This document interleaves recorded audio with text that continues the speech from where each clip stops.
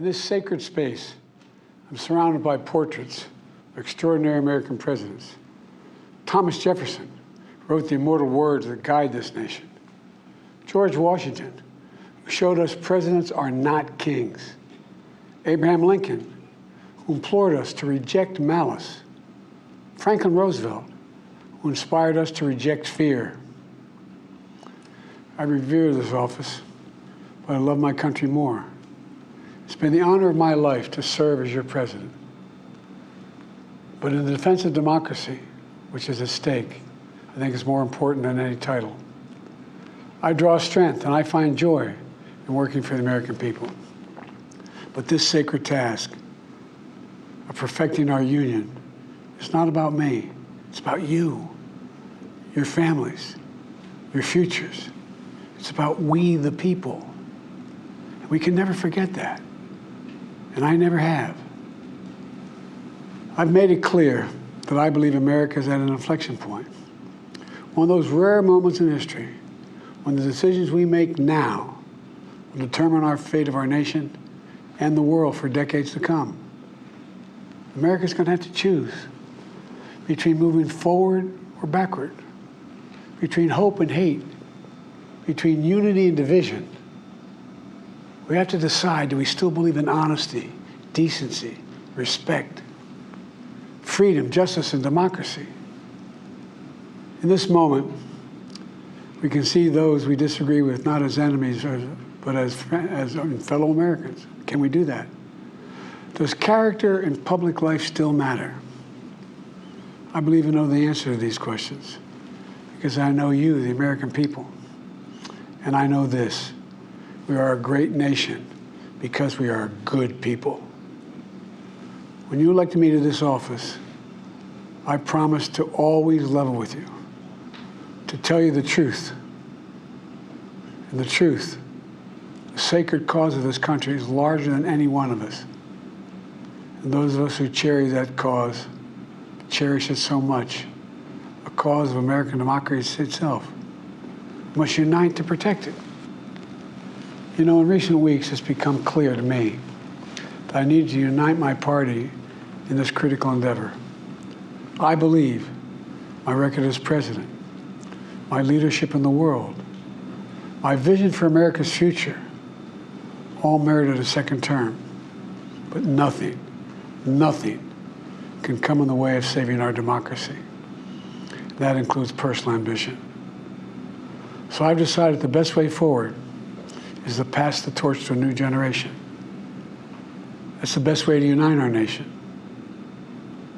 You know, there is a time and a place for long years of experience in public life.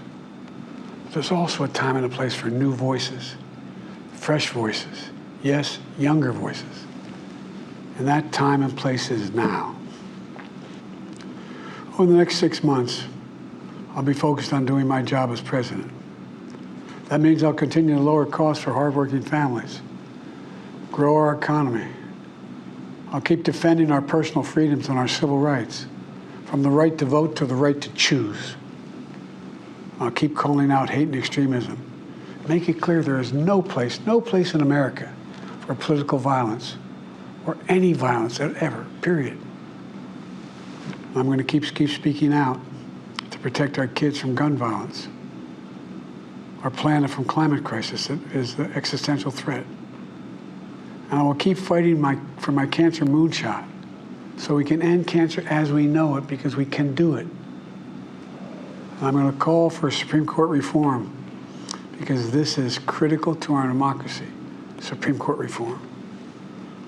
You know, I will keep working to ensure America remains strong and secure and the leader of the free world. I'm the first president in this century to report to the American people that the United States is not at war anywhere in the world. We'll keep rallying a coalition of proud nations to stop Putin from taking over Ukraine and doing more damage. We'll keep NATO stronger, and I'll make it more powerful and more united than any time in all of our history. I'll keep doing the same for our allies in the Pacific. You know, when I came to office, the conventional wisdom was that China would inevitably surpass the United States. That's not the case anymore. And I'm going to keep working to end the war in Gaza, bring home all the hostages, and bring peace and security to the Middle East and end this war. We're also working around the clock to bring home Americans being unjustly detained all around the world. You know, we've come so far since my inauguration. On that day, I told you, as I stood in that winter, we stood in a winter of peril and a winter of possibilities. Peril and possibilities. We were in the grip of the worst pandemic in a century. The worst economic crisis since the Great Depression. The worst attack on our democracy since the Civil War. But we came together as Americans, and we got through it. We emerged stronger, more prosperous, and more secure. Today we have the strongest economy in the world, creating nearly 16 million new jobs, a record. Wages are up. Inflation continues to come down. The racial wealth gap is the lowest it's been in 20 years. We're literally rebuilding our entire nation, urban, suburban, rural, and tribal communities. Manufacturing has come back to America. We're leading the world again in chips and science and innovation. We finally beat Big Pharma after all these years to lower the cost of prescription drugs for seniors. And I'm going to keep fighting to make sure we lower the cost for everyone, not just seniors. More people have health care today in America than ever before. And I signed one of the most significant laws helping millions of veterans and their families who were exposed to toxic materials. You know, the most significant climate law ever in the history of the world. The first major gun safety law in 30 years. And today, the violent crime rate is at a 50-year low. We're also securing our border. Border crossings are lower today than when the previous administration left office. I've kept my commitment to appoint the first black woman to the Supreme Court of the United States of America. I also kept my commitment to have an administration that looks like America and be a president for all Americans. That's what I've done. I ran for president 4 years ago because I believed and still do that the soul of America was at stake. The very nature of who we are was at stake. And that's still the case. America's an idea. An idea stronger than any army, bigger than any ocean, more powerful than any dictator or tyrant. It's the most powerful idea in the history of the world. That idea is that we hold these truths to be self-evident. We're all created equal, endowed by our Creator with certain inalienable rights: life, liberty, pursuit of happiness. We've never fully lived up to it, to this sacred idea, but we've never walked away from it either. And I do not believe the American people will walk away from it now. In just a few months, the American people will choose the course of America's future. I made my choice. I've made my views known. I would like to thank our great Vice President, Kamala Harris. She's experienced, she's tough, she's capable. She's been an incredible partner to me and a leader for our country. Now the choice is up to you, the American people.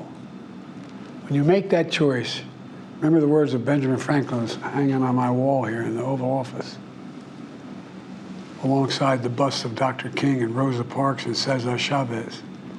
When Ben Franklin was asked, as he emerged from the convention going on, whether the founders have given America a monarchy or republic, Franklin's response was, a republic, if you can keep it. A republic, if you can keep it. Whether we keep our republic is now in your hands. My fellow Americans, it's been the privilege of my life to serve this nation for over 50 years. Nowhere else on earth could a kid with a stutter, from modest beginnings in Scranton, Pennsylvania, and Claymont, Delaware, one day sit behind the resolute desk in the Oval Office as President of the United States. But here I am. That's what's so special about America.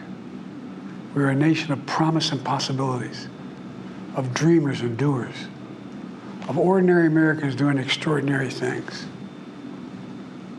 I've given my heart and my soul to our nation, like so many others. I've been blessed a million times in return with the love and support of the American people. I hope you have some idea how grateful I am to all of you.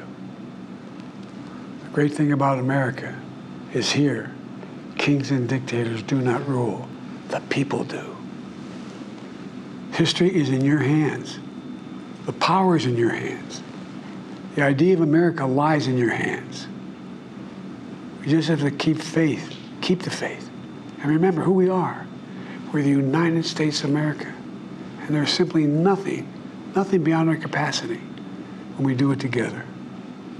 So let's act together, preserve our democracy.